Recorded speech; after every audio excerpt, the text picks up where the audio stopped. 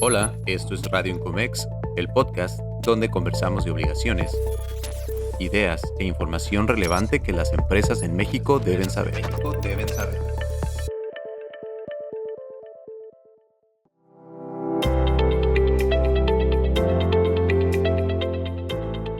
Bienvenidas y bienvenidos a Radio Incomex, un espacio dedicado al análisis y actualización en materia de comercio exterior, fiscal y laboral para la competitividad empresarial en México.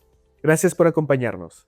Hoy abordaremos un tema fundamental para las empresas: los errores más recurrentes en el llenado de pedimentos y, lo más importante, cómo prevenirlos. Cabe señalar que, aunque estos documentos son elaborados por los agentes aduanales, las empresas deben estar pendientes de la información declarada para asegurar un buen cumplimiento. Es correcto. Además, el año 2026 ha representado un cambio de paradigma. La transición hacia la denominada aduana inteligente ha dejado de ser una aspiración para convertirse en una realidad normativa con consecuencias legales. Así es. Ahora el pedimento es el eje de un ecosistema de datos que debe guardar coherencia absoluta con los registros contables, logísticos y de producción de la organización. De hecho, la autoridad ha desplazado su enfoque de la simple revisión documental hacia la validación de la materialidad operativa. Entrando en materia técnica, de acuerdo con la Confederación de Asociaciones de Agentes Aduanales de la República Mexicana, CAAREM, uno de los errores que más ha disparado la tasa de rechazo en el sistema SAI M3 se relaciona con el número de pedimento, específicamente en operaciones transanuales. El error 3311 ocurre al intentar cerrar pedimentos consolidados que fueron abiertos en 2025, pero se cierran en 2026. Los agentes aduanales han enfrentado dificultades al no respetar los lineamientos técnicos para el primer dígito del número de pedimento, el cual debe corresponder al año de validación. Otro punto de fricción constante es la declaración del tipo de cambio. En pedimentos consolidados para este 2026, la regla es declarar el tipo de cambio vigente a la fecha de pago del pedimento. Utilizar inadvertidamente el tipo de cambio del día anterior o de la fecha de cruce de la primera remesa genera diferencias en la base gravable de contribuciones como el Impuesto General de Importación y el IVA. Y esas discrepancias, por mínimas que parezcan, son detectadas por los sistemas de Machine Learning del SAT, que cruzan los ingresos declarados contra los gastos y retenciones, detonando cartas invitación. Hablemos ahora de los identificadores, que son las claves alfanuméricas que definen el tratamiento legal de las mercancías. En 2026, su uso incorrecto se ha vuelto una de las principales fuentes de multas por datos inexactos. Un caso crítico es el de las empresas IMEX bajo la modalidad de servicios. La omisión del identificador MS al retornar mercancía es sancionada con rigor, ya que impide verificar si la actividad realizada corresponde a la autorizada por la Secretaría de Economía. También destaca el identificador PT a nivel partida en operaciones virtuales. No declararlo impide la trazabilidad del insumo original, afectando el cumplimiento del régimen. Precisamente sobre las operaciones virtuales, debemos recordar que su validez ahora depende críticamente de los CFDI con complemento carta-aporte. De acuerdo con Radar Customs and Logistics, la falta de trazabilidad entre el número de pedimento virtual y el ID del complemento carta-aporte es una de las inconsistencias más graves detectadas este año. Sin este respaldo, la autoridad puede considerar la transferencia como inexistente, derivando en créditos fiscales por considerar que la mercancía nunca salió o llegó a la planta.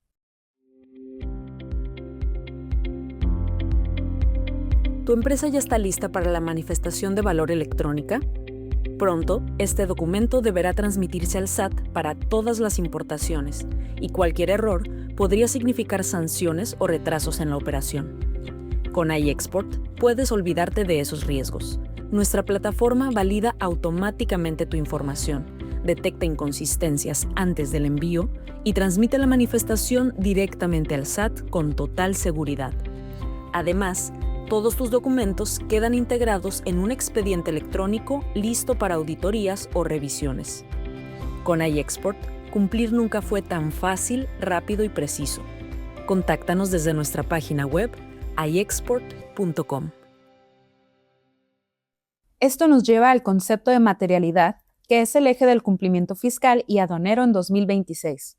Bajo la regla 3.1.42, ya no basta con un pedimento formalmente correcto. El contribuyente debe poseer el soporte documental que acredite la existencia física y capacidad operativa de su cadena de suministro. Esto implica integrar al expediente electrónico elementos que antes se consideraban internos, como registros de nómina del personal que participó en el proceso productivo, fotografías de las instalaciones y contratos de infraestructura. En cuanto a la valoración, cabe recordar que el 1 de junio de 2026 marca el inicio del uso obligatorio de la manifestación de valor electrónica a través de la BUSEM.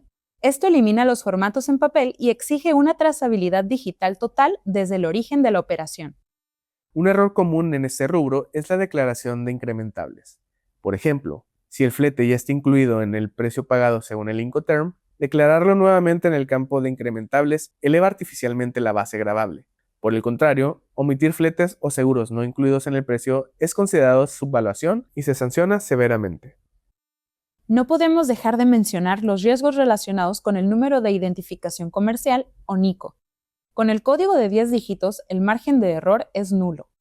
En sectores sensibles como el calzado, declarar un NICO de niños para un producto que por dimensiones es de adultos puede detonar el embargo precautorio de la mercancía por incumplimiento de precios estimados. El impacto de estos errores ha escalado. Transmitir información inexacta sobre la descripción e identificación de la mercancía puede conllevar multas de hasta 106,970 pesos por pedimento. Sin embargo, el riesgo más grave es la suspensión del padrón de importadores bajo la regla 1.3.3, que ahora se activa por investigaciones penales en curso o por estar listado como EFOS en el artículo 69b del Código Fiscal de la Federación. Ante este escenario de fiscalización algorítmica, ¿qué estrategias de cumplimiento deben adoptar las empresas? La recomendación primordial es la implementación de un expediente electrónico integral que vaya más allá del pedimento y la factura. Este expediente debe acreditar la sustancia económica de las operaciones, fichas técnicas con evidencia fotográfica para respaldar la clasificación arancelaria y el NICO, y para las IMEX, pruebas del proceso productivo como órdenes de producción y entradas a planta. Otra estrategia vital es el uso de software especializado para realizar una preglosa electrónica. Esto permite comparar la información del pedimento contra el data stage de la autoridad antes de que se consuma cualquier inconsistencia, permitiendo rectificaciones oportunas antes de activar el mecanismo de selección automatizada. En conclusión, el entorno aduanero de 2026 marca el inicio de la era de la transparencia absoluta. Los errores en el llenado de pedimentos son síntomas de una desconexión entre las áreas logística, contable y fiscal de las empresas. La resiliencia de las cadenas de suministro dependerá de la capacidad de las organizaciones para transitar hacia una cultura de cero errores, soportada por tecnología y trazabilidad digital total. Con esas recomendaciones cerramos el episodio de hoy. Esperamos que esta información les sea de gran utilidad para salvaguardar su patrimonio y continuidad operativa. No olviden seguirnos en nuestras redes sociales y suscribirse a este podcast. Nos escuchamos en la próxima emisión de Radio Incomex.